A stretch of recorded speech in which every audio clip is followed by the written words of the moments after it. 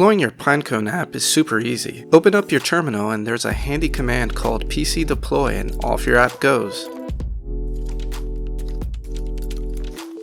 Oh, wait, let's see the docs. Okay, coming soon, so I guess we have to do this whole self-hosting thing. Alright, as you recall, Pynecone handles the backend with your Python code and updates the app state.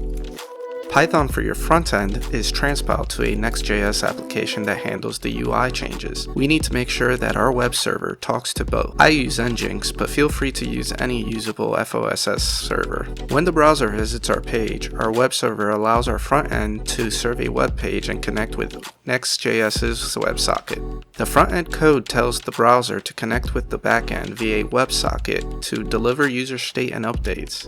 In short, the web server proxies the initial HTTP request and the Next.js and Pynecone backend WebSockets.